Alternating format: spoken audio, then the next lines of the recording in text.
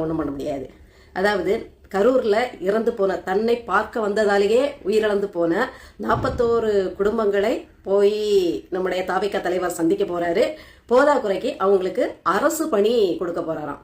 அதாவது அந்த கரூர்ல இறந்து போனவங்க தாவேகா என்னும் தலைவரை பார்க்க வந்தவங்க, அதற்கு முன் சினிமா துறையில தனக்கு பிடித்தமான நடிகராய் அவர் திகழ்ந்ததால அவரை நடிக பிம்பத்துல அவரை பார்க்க ஓடோடி வந்தவங்க, எந்த தியாகத்தையும் பண்ண ஒரு தியாக செம்மல் எல்லாம் பார்க்க வரல. போதாத குறைக்கு உங்களுக்கு ஒருவேளை நம்மளை பார்க்க வந்த இடத்துலதான் இவங்க இறந்து போனாங்க அப்படின்னு ஒரு மனிதாபிமானம், ஈரம் தோன்றுனா அது தவறே கிடையாது.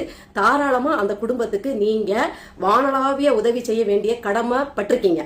அப்ப நீங்க என்ன செய்யணும்னா, உங்க கட்சி நிதியிலிருந்து ஏதாவது எடுத்து கொடுக்கணும். இல்ல உங்க கட்சியில பெரிய பெரிய பொறுப்புகள்ல அந்த 42 குடும்பத்துல இருந்து 42 பேரை தேர்ந்தெடுத்து பதவிகளை கொடுத்து நீங்க அழகு பார்க்கணும். நடிச்சு சம்பாதிச்சதா அபிடவிட்லயே தாக்கல் பண்ணிருக்கீங்களே 600 கோடிக்கு மேல, அந்த 600 கோடியில பாகமா பிரிச்சு அவங்களுக்கு அவங்க கணக்குல, வங்கி கணக்குல செலுத்தி அவங்க ஒரு செலவுக்கான, அவர்களுக்கான ஓரளவுக்கு குடும்பத்தை நடத்துவதற்கான செலவுக்கு நீங்க அதை ஏற்பாடு பண்ணிருக்கலாம். நீங்க இந்த 42 குடும்பங்களுக்கு எது செய்யணும்னு நினைச்சாலும் தாவேகா கட்சி சார்ந்து செய்யணும், இல்ல நீங்க நடிச்சு சம்பாதிச்சா உங்க சொந்த பணத்துல செய்யணுமே தவிர ஊரா வீட்டு நெய்யில திரும்ப திரும்ப லட்டு செஞ்சு உருட்டி உருட்டி கொடுக்க கூடாது அப்படிங்கறத நாம தெளிவாவும் ஆணித்தரமாவும் இதுல சொல்லிக்கிறோம்.